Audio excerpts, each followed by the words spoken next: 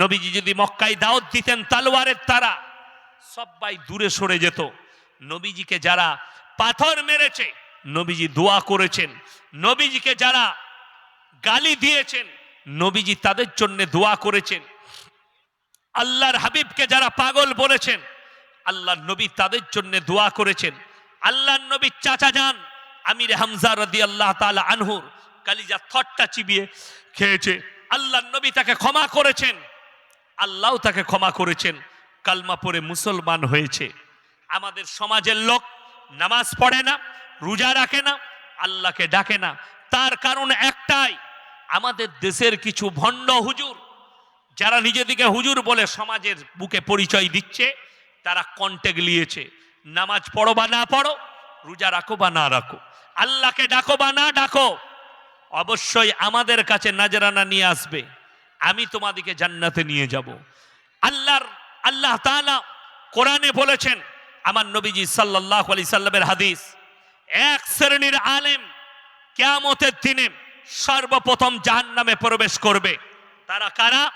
আল্লাহ কোরআনে উল্লেখ করেছেন, ইন্নাল্লাযীনা ইয়াকতুমুনা মা আনজালাল্লাহু মিনাল কিতাব ওয়া ইয়াশতারুনা বিহি সামানান কালীলা উলাইকা মা ইয়াকুলুনা ফি বুতুনিহিম ইল্লান নার ওয়া লা ইউকাল্লিমুহুমুল্লাহু ইয়াওমাল কিয়ামাতি ওয়া লা ইউযাক্কিহিম ওয়া লাহুম আযাবুন আলীম। হে আমার বিশ্বনবী, পৃথিবীর মানুষকে বলো, তোমাদের মধ্যে এমন কিছু হুজুর থাকবে যারা নিজেদের পেট ভরাবার জন্য, নিজেদের পেট চালাবার জন্য আমার কোরআনের আয়াতকে তারা লুকিয়ে মানুষের সামনে লুকিয়ে দেবে, তারা নিজেদের পেটেতে আগুন ছাড়া আর কিছু ভরে না। আমি আল্লাহ রাব্বুল আলামিন কিয়ামতের দিনে এই সমস্ত হুজুরদিকে কঠিন আযাবে মুবতালা করে দেব। আমি আল্লাহ এই সমস্ত মৌলবীদিকে, এই সমস্ত হুজুরগুলোকে কঠিন আযাবে মুবতালা করব। আজকে যারা বলছে নামাজের দরকার নেই, রোজার দরকার নেই, আমাদেরকে দাওয়াত দেবে, আমরা মিলাদ পড়িয়ে জান্নাতে দেব। 3 বোতল মদ খেয়ে মারা গেছে, সালারে অ্যাক্সিডেন্ট হয়েছে বাজারে, বলে জিলাপি হুজুরকে দাওয়াত দাও, মিলাদ পড়িয়ে জান্নাতে পৌঁছে দেবে। দোয়া করছে, আল্লাহ গো ভাইজান অ্যাক্সিডেন্ট হয়ে মারা গেছে, তাকে তুমি শহীদের মর্তবা দাও, জান্নাতুল ফিরদৌসের উচ্চ মাকাম দান করো। দুয়ার পরে জিজ্ঞেস করছে, বাবা কি করে মরলো বাপ?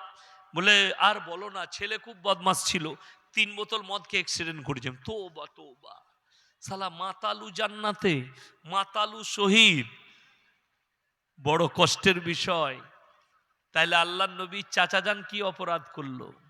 বুখারী শরীফের হাদিস খুলেলেন, আমার নবী বিশ্ব নবীর কাছে খবর এলো, ইয়া রাসূলুল্লাহ, ইয়া হাবিবাল্লাহ, পৃথিবীর মানুষকে বলে দাও নবীজি ছুটছেন।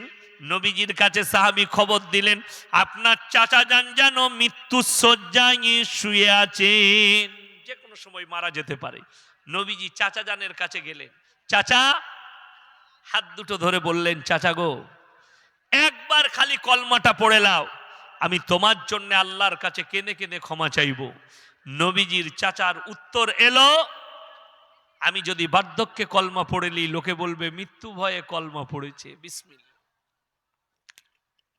আমি কলমা পড়তে পারবো না। সঙ্গে সঙ্গে নবীজির চাচা যান কলমা পড়লেন না, আল্লাহ আয়াত পাঠিয়ে দিলেন জিবরিল আমিনকে দিয়ে। কার কাছে? আল্লাহর রাসূলের কাছে। ইন্নাকা লা তাহদি মান আহবাবতা ওয়ালাকিন্নাল্লাহা ইয়াহদি মান ইয়াশা। হে আমার বিশ্ব নবী, পৃথিবীর মানুষকে বলে দাও হিদায়েতের দপ্তরটা আমার আল্লাহর হাতে, আমি তোমাকে হিদায়েতের দপ্তর দেইনি, তুমি যাকে ইচ্ছা করো তাকে তুমি হিদায়েত দিতে পারো না।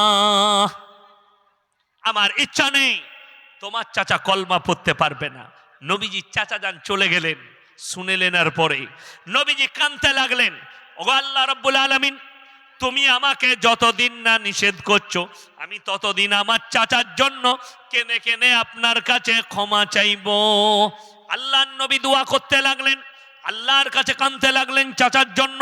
আমার আল্লাহ রাব্বুল আলামিন আবার আয়াত পাঠালেন, মা কানা লিন-নাবিয়্যি ওয়াল্লাযীনা আমানু আইয়াস্তাগফিরু লিল মুশরিকিন ওয়ালাউ কানু উলি কুরবা। হে আমার নবী বলো, এখানে আল্লাহ রাব্বুল আলামিন শুধুমাত্র নবীকে নসিহত করেননি, নবী এবং মুমিনরা শুনে নাও, যারা মুশরিক হয়ে মারা গেছে, যারা বেঈমান কাফের হয়ে মারা গেছে, তাদের জন্য দোয়া করতে পাবে না, যদিও তারা তোমাদের নিকটতম আত্মীয় হয়। এটা কোরআন। এই জিলাপি হুজুরকে বলে দাও, তুমি কণ্ঠকে যাদিকে জান্নাতে পাঠাও, এই আয়াতটা কেটে দেখিয়ে দাও, তুমি বেঈমান হয়ে যাবে, তোমার ঈমান নষ্ট হয়ে যাবে। এই আয়াত কাটলে আবার আল্লাহ আদেশ করলেন নবীকে এবং মুমিনকে, শুনে নাও, যারা মুশরিক হয়ে মারা গেছে, কারুর বাপ যদি তাহাজ্জুদ গুজার হয়, কারুর মা যদি তাহাজ্জুদ গুজার হয়, ছেলে যদি বেঈমান হয়, ছেলে যদি মদের ভাটিতে জীবন কাটায়, ছেলে যদি নাস্তিকতার ওপরে জীবন কাটায়, সে যখন মারা যাবে তার লেগে জানাজা পড়া যাবে না, তার জানাজা পড়া যাবে না, তার দাফন কাফন করা যাবে না। যদি বলেন কি করব, গঙ্গার ধারে ফেলে দেন, কুকুরে খাক, শিয়ালে খাক, দাফন কাফন হবে মুমিনের জন্য। আমাদের দেশে লোকের আবার দোয়া পছন্দ হয় না, একটা দোয়া পছন্দ না হলে দুটো দোয়া। আচ্ছা, জলসায় কবার দোয়া হবে? কবার হবে হুজুর? মুমতাজ ভাই দোয়া করলো, কথা বলে না, এরা দোয়া করেছে? করেনি। আমি দোয়া করব? করব না। আমার পরবর্তী বক্তা কে আছেন, প্রধান বক্তা আমার আব্বাজি, শেষ দোয়া উনি করবেন, ঠিক কি না? আমাদের দেশে জানাজার নামাজে দোয়া পড়া হয়, হয় না? হয় না? হয় না? জানাজার নামাজে দোয়া হয় না? হয় না? আচ্ছা, জানাজার নামাজটা নামাজ না, মাইয়াতের মাগফিরাতের দোয়া, মাইয়াতের মাগফিরাতের দোয়া। যখন ওইটা হয়ে যাচ্ছে, বললে দাঁড়িয়ে যান, আর একবার দোয়া হবে, মানে ওই দোয়াটা কমপ্লিট লয়, তা আর একবার চালা। যদি ওটাও না হয়, যদি সালা এটা মিস যায়, তো বলে মাটি দিয়ে আর একবার চালা। এই ফতোয়া তো জিলাপি হুজুরের, ইয়াসিনের লয়। জানাজার নামাজ হচ্ছে দোয়া, তারপরে কোনো দোয়া নেই। আপনি আপনার বাপের কবর জিয়ারত অবশ্যই করবেন, ফজরের পরে চলে যান, কিন্তু বড় কষ্ট লাগে। আজকে এই জিলাপি হুজুরগুলো সুযোগ কেন পেয়েছে জানেন? আমরা সুযোগ কেন পেয়েছি আপনাদেরকে লুটার? আপনারা করে দিয়েছেন। আজকে একটা নেক সন্তান তৈরি করে যেতে পারেননি, যে আপনি মরে যাওয়ার পরে আপনার কবর জিয়ারত করবে। সকালবেলায় গিয়ে মসজিদে দাঁড়িয়ে আছে, জিলাপি হুজুরকে নিয়ে যাবে বাপের কবর জিয়ারত করতে, আর হযরত গিয়ে